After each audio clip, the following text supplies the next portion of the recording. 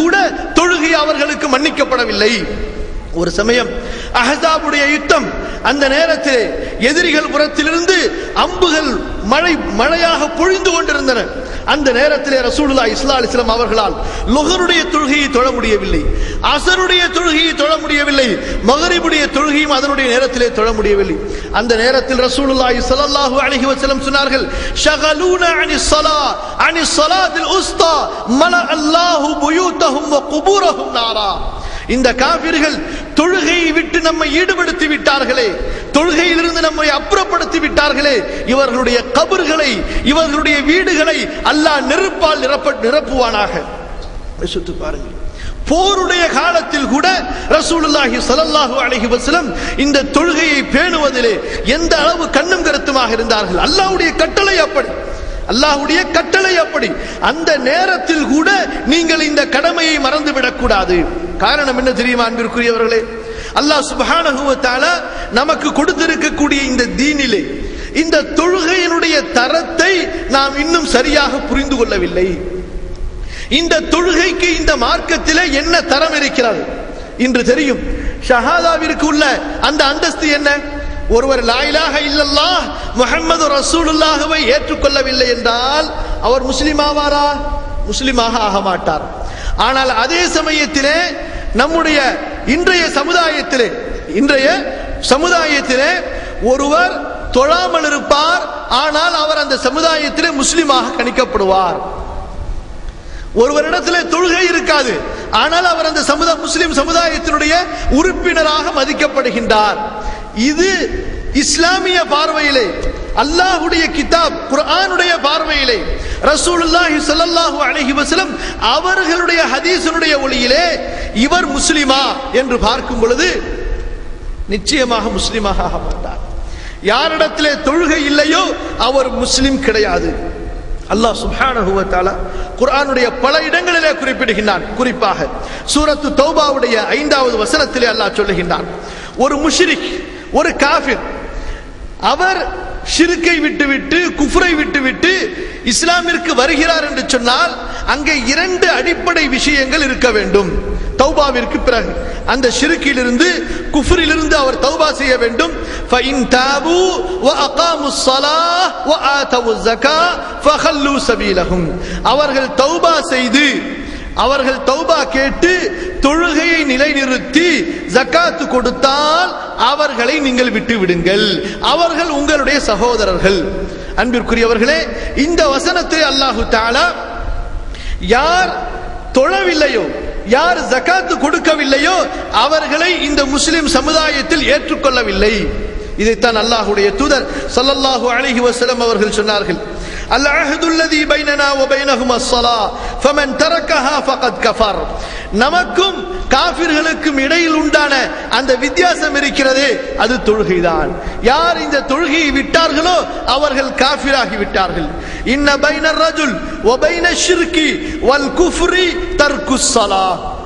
இமாம் முஸ்லிம் ரஹ்மத்துல்லாஹி அலைஹி ஜாபிர் ரலியல்லாஹு அன்ஹு அவர்கள் மூலமாக அறிவிக்கின்றார்கள், ஒரு மனிதனுக்கும் ஷிர்கிற்கும் குஃபுருக்கும் இடையில் உண்டான அந்த இடைவெளி இருக்கிறதே, அது தொழுகையை விடுவதுதான். அப்துல்லாஹ் இப்னு ஷகீக் அல் அகீலி ரஹ்மத்துல்லாஹி அலைஹி அறிவிக்கின்றார்கள், சஹாபாக்களுடைய மாணவர் சொல்லுகின்றார்கள், கான அஸ்ஹாபு முஹம்மதின் ஸல்லல்லாஹு அலைஹி வஸல்லம் லா யரவுன ஷைஅன் மினல் அஅமாலி தர்குஹு குஃப்ருன் கைர ஸலாஹ். சஹாபாக்கள் எந்த ஒரு இஸ்லாமிய செயலையும் விடுவதை குஃபுர், இறை நிராகரிப்பாக கருதியதாக நமக்கு தெரியவில்லை. ஆனால் தொழுகையை தவிர, தொழுகையை விடுவதை சஹாபாக்கள் குஃப்ராக கருதினார்கள். காரணம், அல்லாஹ்வுடைய தூதர் ஸல்லல்லாஹு அலைஹி வஸல்லம் அப்படித்தான் சொல்லுகின்றார்கள், இன்ன பைனர் ரஜுலி வல் குஃப்ரி வஷ்ஷிர்கி தர்குஸ் ஸலா. ஒரு மனிதன், மூமினான மனிதனுக்கும் ஷிர்கிற்கும் குஃப்ருக்கும் இடையிலே உண்டான வித்தியாசம் என்ன? தொழுகையை விடுவதுதான். ஆகவேதான் பெரும்பாலான சஹாபாக்கள், அதிகமான சஹாபாக்கள், அதற்கு அடுத்து வந்த தாபிஈன்கள், அடுத்து வந்த இமாம்களுடைய அதிகப்படியான மார்க்கறிஞர்களுடைய கருத்து என்னவென்று சொன்னால், எந்த ஒரு மனிதன் தெரிந்த நிலையிலே வேண்டுமென்று தொழுகையை விட்டு விடுகின்றானோ, தன் மீது தொழுகை கடமை என்பதை அறிந்தும் அலட்சியத்தாலோ கவனக்குறைவாலோ தொழுகையை விட்டு வாழுகின்றானோ இவன் முஸ்லிம் அல்ல, இவனுடைய சட்டம் முர்த்தத். இஸ்லாமிய நாடாக இருக்கும் என்றால், இஸ்லாமிய கலீஃபா இருப்பாரா என்று சொன்னால் இவரை சிறையில் அடைக்க வேண்டும். இவர் தொழவில்லை என்று சொன்னால் 3 நாட்களுக்குள் தௌபா செய்து இவர் தொழுகையை எடுத்துக்கொள்ளவில்லை என்று சொன்னால் முர்த்தத்துடைய சட்டத்திலே இவரை கொன்றுவிட வேண்டும். தொழுகையற்ற நிலையிலே ஒருவர் மரணித்து விட்டால் அவரை முஸ்லிம்களுடைய கபர்களிலே அடக்கம் செய்யக்கூடாது. எந்த அளவிற்கு கடுமையான சட்டம் பாருங்கள். அது மட்டுமல்ல, இன்னும் மூத்த மார்க்க அறிஞர்களுடைய தீர்ப்பு என்னவென்று சொன்னால், பொதுவான இன்று இருக்கக்கூடிய இந்த நாட்டுடைய கலாச்சாரங்கள், இஸ்லாமிய ஆட்சி கிடையாது, கலீஃபாவுடைய ஆட்சி கிடையாது. அந்த நாடுகளிலே முஸ்லிம் சமுதாயத்தில் யாராவது தொழுகை இல்லாமல் வாழ்கிறார்கள் என்று சொன்னால் அவர்கள் இறந்து விட்டால் அவர்களை உங்களுடைய கபர்களிலே அடக்கம் செய்யாதீர்கள், அவர்களுக்கு உங்களுடைய பெண் பிள்ளைகளை மணமுடித்து கொடுக்காதீர்கள், அவர்களை உங்களுடைய உறவினர்களாக நீங்கள் ஆக்கிக் கொள்ளாதீர்கள். அந்த அளவிற்கு கடுமையான சட்டம் இந்த தொழுகையின் விஷயத்திலே மார்க்கத்திலே கூறப்பட்டிருக்கிறது. அன்பிற்குரியவர்களே, தொழுகையினுடைய விஷயங்களிலே பலவற்றை நாம் கவனத்திலே கொள்ள வேண்டும். ஒன்று, தொழுகையை அதனுடைய நேரத்திலே தொழுவது. யார் இந்த தொழுகையை அதனுடைய நேரத்திலே தொழாமல் பாழாக்குகின்றார்களோ அவர்களையும் அல்லாஹ் சபிக்கின்றார். அப்ப யார் தொழவே இல்லையோ அவர்களுடைய தண்டனை எவ்வளவு பயங்கரமானது என்பதை நாம் சிந்தித்து பார்க்க வேண்டும். ஃபவைலுல் லில் முஸல்லீன் அல்லதீன ஹும் அன் ஸலாத்திஹிம் சாஹூன். இன்று குர்ஆனை அறிந்த, ஹதீஸை பேசக்கூடிய, மார்க்கத்தை பேசக்கூடிய பலருடைய உள்ளத்திலே இந்த தொழுகையை பற்றி உண்டான துடிப்பு இல்லை, இந்த தொழுகையின் மீது உண்டான பற்று கிடையாது.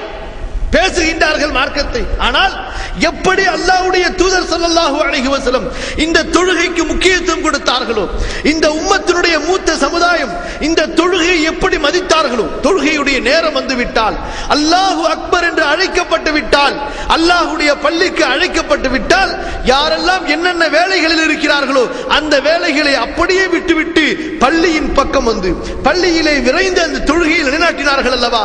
அந்த காட்சியை இன்று பார்க்க முடியும். என்ன சட்டமாகிவிட்டது? எப்ப தூங்கி எழுந்திருக்கிறோமோ அப்பே தொழுது கொள்ளலாம். ரசூலுல்லாஹி ஸல்லல்லாஹு அலைஹி வஸல்லம் சொன்னார்கள், மன் ஸல்லல் புர்தைனி ஃபீ ஜமாஅத்தின் தഖலல் ஜன்னah. யார் 2 தொழுகைகளை ஜமாஅத்துடனே தொழுகின்றாரோ அவர் சொர்க்கம் செல்வார். ரசூலுல்லாஹி ஸல்லல்லாஹு அலைஹி வஸல்லம் சொன்னார்கள், 2 தொழுகைகள் முனாஃபிக்குகளுக்கு தான் சிரமமாக இருக்கும். யாருக்கு? முனாஃபிக்குகளுக்கு. யாருடைய உள்ளத்திலே ஈமான் குடிகொள்ளவில்லையோ அத்தகைய அந்த முனாஃபிக்குகளுக்கு, யார் உள்ளத்தால் ஈமான் கொள்ளாமல் நாவால் ஈமானை வெளிப்படுத்திக் கொண்டிருக்கின்றார்களோ அந்த முனாஃபிக்குகளுக்கு 2 நேர தொழுகை கடுமையாக இருக்கும். ஒன்று இஷாவுடைய தொழுகையை ஜமாத்துடனே தொழுவது, இரண்டாவது சுபுஹுடைய தொழுகையை ஜமாத்துடனே தொழுவது. மூமின்களுடைய அடையாளத்தில் ஒன்றாக ரசூலுல்லாஹி ஸல்லல்லாஹு அலைஹி வஸல்லம் ஆக்கினார்கள் சுபஹை ஜமாத்துடனே பள்ளியிலே நிறைவேற்றுவது. அது மட்டுமல்ல அன்பிற்குரியவர்களே, அப்துல்லாஹ் இப்னு மஸ்ஊத் ரலியல்லாஹு அன்ஹு சொல்லுகின்றார்கள், எங்களுடைய காலத்திலே யார் தெளிவான முனாஃபிக் என்று அறியப்பட்டானோ அவன்தான் பள்ளிக்கு வந்து ஜமாத்து தொழுவதிலே அலட்சியம் செய்வான். ரசூலுல்லாஹி ஸல்லல்லாஹு அலைஹி வஸல்லம் சொன்னார்கள், லகத் ஹமம்து அன் ஆமுர ரஜுலன். ஒருவரை பள்ளியிலே இமாமாக நிற்க வைத்துவிட்டு யார் காரணம் இல்லாமல் தங்களது வீடுகளில் தொழுது கொள்கிறார்களோ அவர்களை அவர்களது வீட்டுடனே சேர்த்து எரித்துவிட எனது மனம் நாடுகிறது. யார் இவர்கள்? யோசித்து பாருங்கள். தொழுகை இல்லாமல் இல்லை இவர்களிடத்தில், தொழுகை இருக்கிறது, ஆனால் இந்த தொழுகையை பேணுவது கிடையாது, பள்ளி மஸ்ஜிதுகளிலே நிலைநிறுத்துவது கிடையாது. எப்படிப்பட்ட கடுமையான கட்டளை பாருங்கள். தொழுவது மட்டுமல்ல, தொழுகையினுடைய நேரங்களை பாதுகாப்பது, தொழுகையினுடைய எந்த இடத்திலே தொழ வேண்டுமோ. ரசூலுல்லாஹி ஸல்லல்லாஹு அலைஹி வஸல்லம் அவர்கள் சொன்னார்கள், யார் அதானுடைய சத்தத்தை கேட்டுவிட்டு அந்த இடத்திலே தொழுகைக்கு ஆஜராகவில்லையோ சுப்ப ஃபீ உத்னிஹில் ஆனுகு யௌமல் கியாமா, அவனுடைய காதிலே நாளை மறுமையில் ஈயத்தை காய்ச்சி செம்பை காய்ச்சி ஊத்தப்படும் என்பதாக. யார் தொழுகையினுடைய நேரங்களை பாதுகாக்கவில்லையோ ஃபவைலுல் லில் முஸல்லீன் அல்லதீன ஹும் அன் ஸலாத்திஹிம் சாஹூன். யார் தொழுகையினுடைய நேரங்களை மறந்திருக்கிறார்களோ அத்தகைய தொழுகையாளிகளுக்கு நாசம் உண்டாகட்டும். இன்று மக்கள் ஒரு சில ஹதீசுகளை எடுத்துக்கொண்டு தங்களுக்கு சாதகமாக அந்த ஹதீஸை வளைத்துக் கொண்டு தங்களுடைய மன இச்சைக்கு ஏற்ப தொழுகையை மாற்றிக்கொண்டார்கள். ரசூலுல்லாஹி ஸல்லல்லாஹு அலைஹி வஸல்லம் சொன்னார்கள், ஒருவர் தூங்கிவிட்டால் அல்லது ஒருவர் மறதியிலே தொழுகையை மறந்து